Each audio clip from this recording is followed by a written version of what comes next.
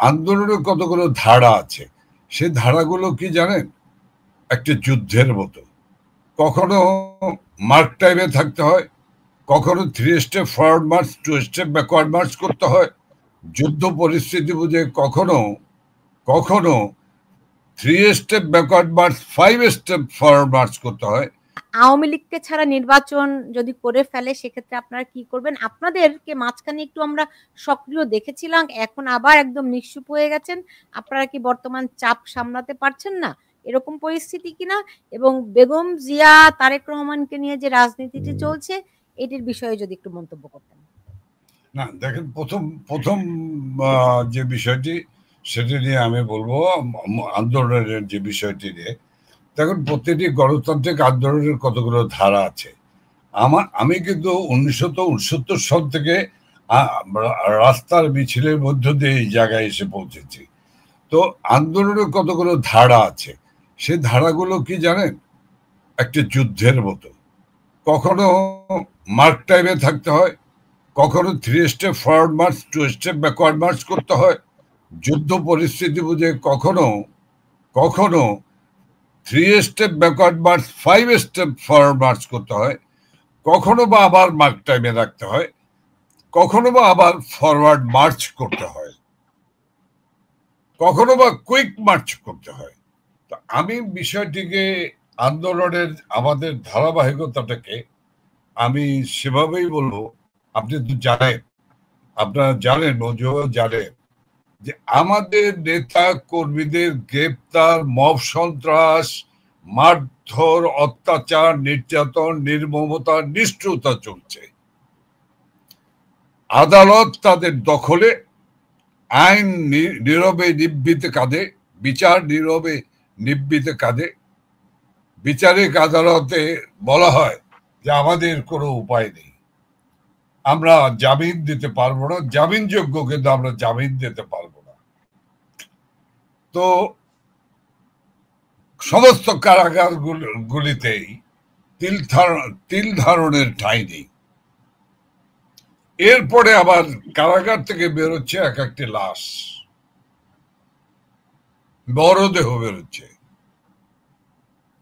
সব মিলিয়ে নির্মমতার নিষ্ঠুরতা কোথায় জানেন? আমাকে গ্রেপ্তার করতে গিয়েছে, আমাকে পাইনি, সেই কারণে আমার স্ত্রী কোলে একটি 6 মাসের বাচ্চা, তাকে নিয়ে চলে যাচ্ছে।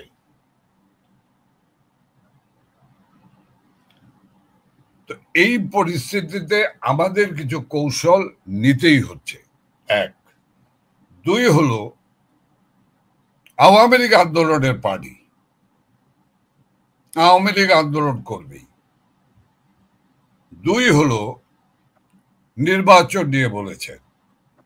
দেখেন, আওয়ামী লীগ কত পার্সেন্ট সমর্থক আছে ভোটারদের কাছে, এটি সর্বজনবিদিত যে আজকে 50%-এর উপরের মানুষের সমর্থন আওয়ামী লীগ নৌকার প্রতি আছে। 62% মানুষ শেখ হাসিনার নেতৃত্বের প্রতি আস্থাশীল। মানুষ চিৎকার করে বলছে, মারবেন নারেন, কিন্তু বলবোই জয় বাংলা, বলবোই শেখ হাসিনা ছাড়া এই দেশ কেউ চালাতে পারবে না, আমরা শেখ হাসিনার চাই।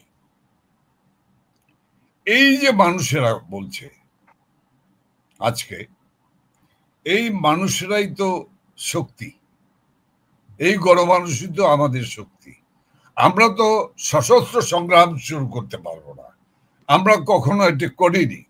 আমরা গণতান্ত্রিক জনগণকে নিয়ে আন্দোলনের মধ্য দিয়ে আমরা আন্দোলন করেছি জেনারেল জিয়ার বিরুদ্ধে, আমরা আন্দোলন করছি জেনারেল এরশাদের বিরুদ্ধে, তার পতন ঘটিয়েছি।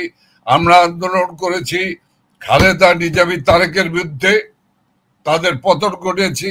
বেগম খালেদা জিয়া একটি নির্বাচন করেছিল আওয়ামী লীগ বেঁধে রেখে, 15 দিনের পর 16 দিনও ক্ষমতায় থাকতে পারে নাই। 11 সময় ভেবেছিল শেখ হাসিনাকে বাদ দিয়ে হবে বাংলাদেশ।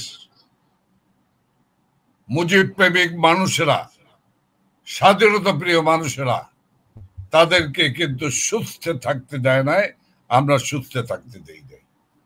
কাজে আগামী নির্বাচন আমার উল্টা প্রশ্ন আসে যে আসলে